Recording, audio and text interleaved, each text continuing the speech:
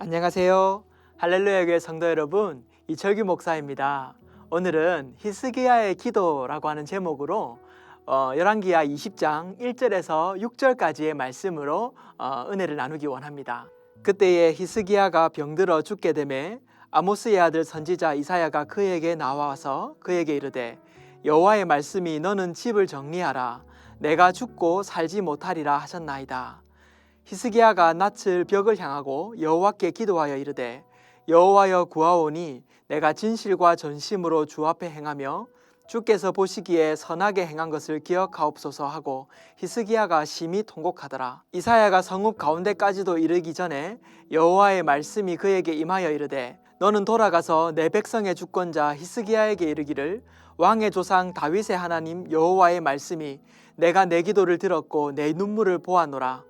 내가 너를 낫게 하리니 내가 3일 만에 여호와의 성전에 올라가겠고 내가 내 날에 15년을 더할 것이며 내가 너와 이 성을 아수르 왕의 손에서 구원하고 내가 나를 위하고 또 내 종 다윗을 위함으로 이 성을 보호하리라 하셨다 하라 하셨더라. 우리는 인생을 살면서 잊을 수 없는 위기를 경험할 때가 있습니다.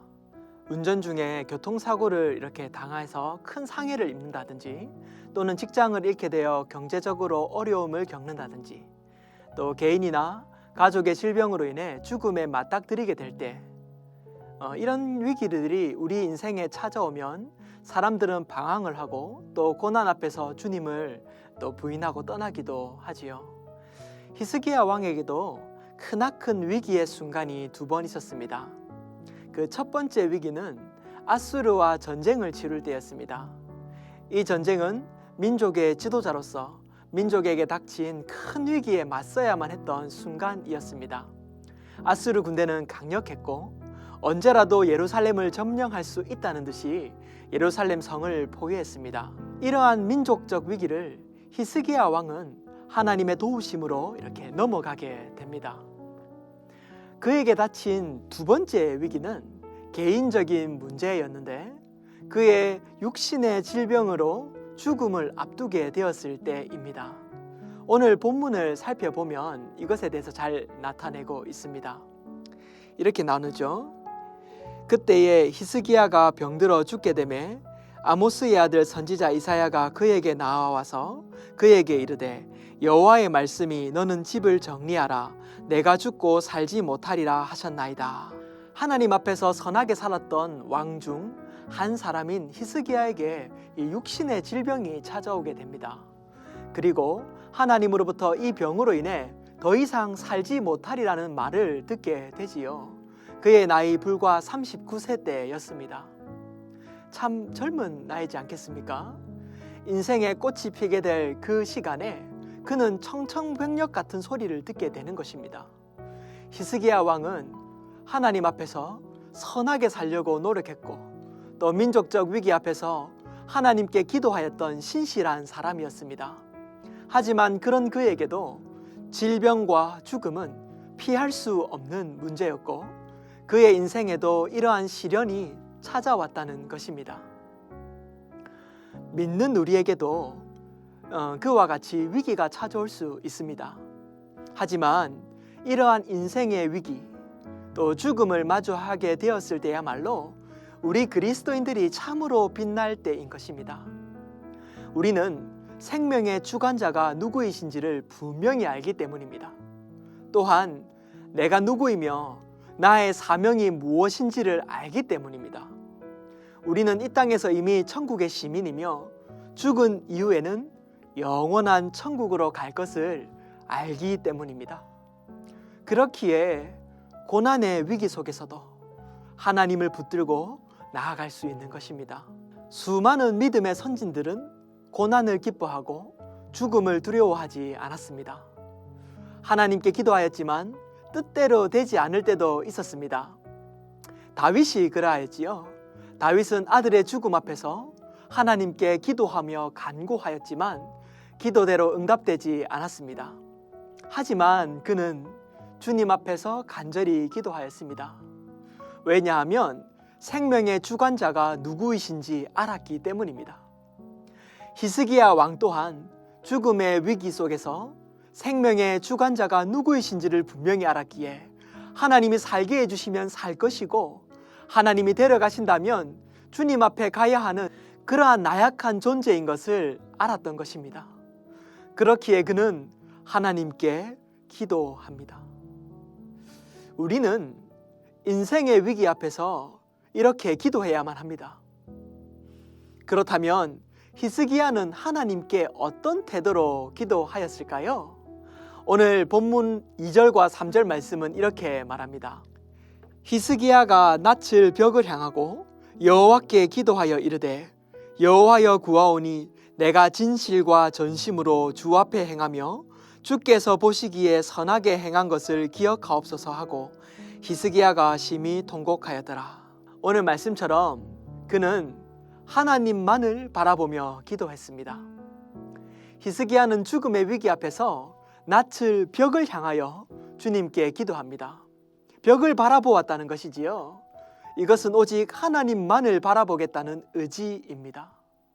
그는 왕으로서 다른 여러 방법을 기대할 수도 있었을 것입니다. 하지만 그는 인생의 위기 앞에서 오직 벽을 향하여 앉았습니다. 이것은 하나님의 주권을 인정하는 태도이며 그의 도움이 오직 하나님께만 있다는 믿음의 고백이었습니다. 성경은 시편에서 이와 같이 말합니다. 내가 산을 향하여 눈을 들리라. 나의 도움이 어디서 올까? 나의 도움은 천지를 지으신 여호와께서로다. 우리는 인생의 위기 앞에서 내가 문제의 주도권을 가지고 씨름합니다. 하지만 믿는 자는 하나님께 주도권을 드리기 위해 기도하는 것입니다. 기도함으로써 내 뜻이 아니라 하나님의 뜻이 이루어지기를 바라는 것입니다. 이러한 믿음의 바탕 위에 겸손히 하나님께 나의 필요를 구하는 것이지요. 두 번째로 다른 방해를 멀리하고 기도했다는 것입니다. 벽을 바라보면서 기도한다는 것은 기도의 다른 것으로부터 방해받지 않으려는 강한 의지입니다. 기도를 할 때는 여러 가지 방해가 생깁니다. 갑자기 이렇게 설거지거리가 생각난다든지 또 기도를 막 하고 있는데 문자 보낼 일이 이렇게 떠오른다든지 아니면 전혀 생각하지도 않아야 했던 처리할 일들이 생각날 수도 있는 것이지요. 이렇듯 기도할 때에는 여러 가지 생각이 참 방해가 됩니다. 그래서 저는 이런 훈련생들에게 기도 훈련을 시킬 때에는 기도 시간과 장소를 먼저 정하라고 합니다. 그리고 정해진 시간 동안 하나님께만 집중하는 훈련을 이렇게 시킵니다. 다른 방해물들은 최대한 치우라고 이렇게 하는 것이지요. 야고보서 5장 16절을 보면 의인의 간구는 역사하는 힘이 크다고 이렇게 기록하고 있습니다. 기도는 역사하는 힘이 큽니다. 하나님이 기도를 통해서 일하시기 때문입니다.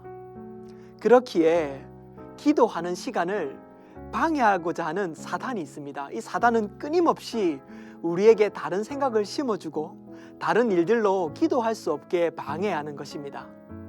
그래서 우리는 이 기도에 집중하기 위해 다른 것을 멀리하는 삶의 절제가 필요합니다. 제가 하루는 한국예수전도단을 이렇게 창설하신 오대원 목사님과 교제할 일이 생겼습니다. 그래서 그에게 기도의 비밀을 물었던 적이 있습니다. 어떻게 목사님은 하나님과의 기도 시간을 가지고 있습니까? 이렇게 물었는데요. 목사님의 대답은 참 단순했습니다. 일찍 일어나려고 노력하지 말고 일찍 자려고 늘 노력해야 합니다. 이렇게 말하는 것이었습니다. 그는 매일 새벽 일찍 일어나 묵상을 하고 기도하는 것으로 하루를 시작하는 분이셨습니다. 그렇기에 저녁 시간에 유혹이 많다는 것입니다. 사역의 필요로 인한 행사나 사적인 대화, 그리고 여러 가지 일들을 내려놓고 아침에 주를 만나기 위해 목사님은 일찍 잠자리에 든다는 것입니다. 현대인에게, 특히 젊은 사람들에게는요, 저녁 시간에 TV를 보고자 하는 유혹, 또 개인적인 오락을 즐기고자 하는 유혹이 참 많습니다. 우리는 결정해야 합니다. 다른 것들을 내려놓고 기도하기로 결정해야 하는 것입니다. 히스기야는 인생의 위기 앞에서 다른 모든 것들을 뒤로 미루고 또한 방해를 치워버리고 주님 앞에 기도함으로 앉습니다. 그것이 바로 벽을 바라보았다는 의미인 것입니다.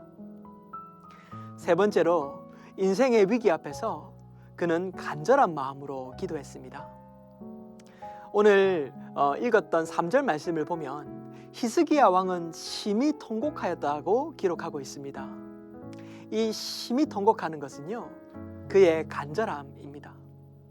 하나님은 이미 이사야 선지자를 통해서 그에게 죽음을 예언하셨습니다.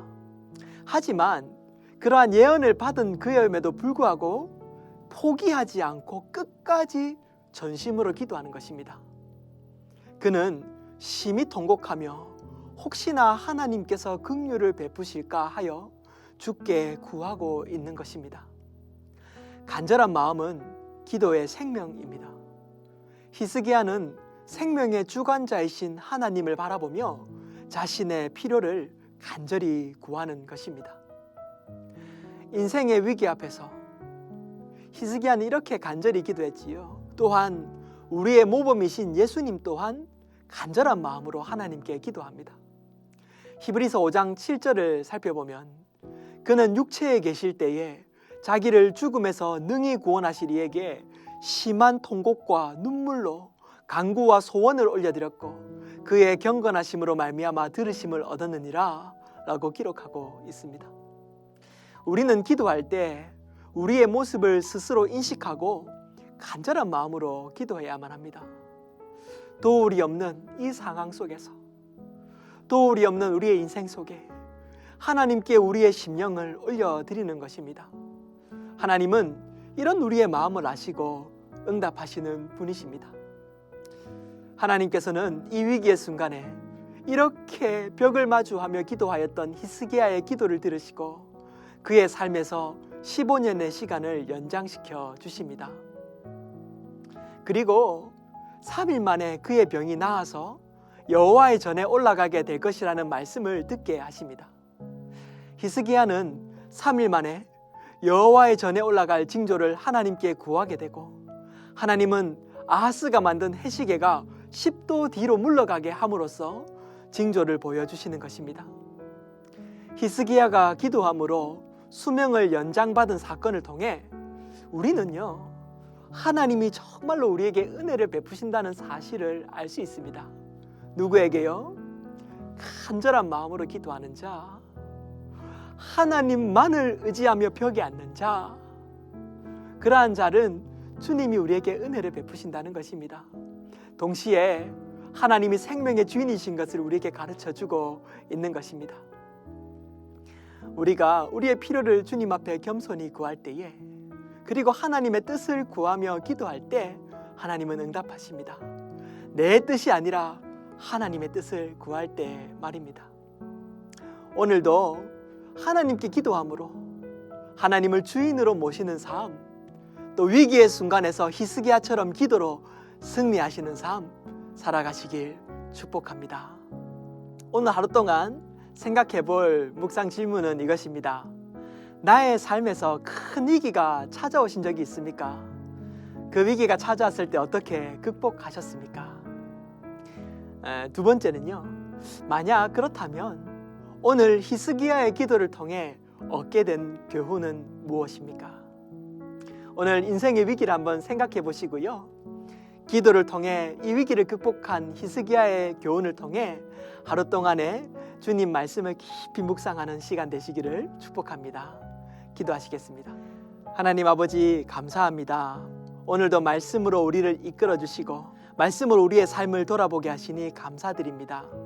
인생의 위기의 순간마다 우리와 늘 함께 하시는 주님, 우리가 위기의 날에 하나님만 바라보게 하여 주시고 하나님만 붙들게 하여 주시며 하나님께 간절히 기도함으로 주님의 긍휼을 구하며 그 위기 속에서 하나님 바라보는 삶 될 수 있도록 인도하여 주시옵소서. 예수님 이름으로 기도합니다.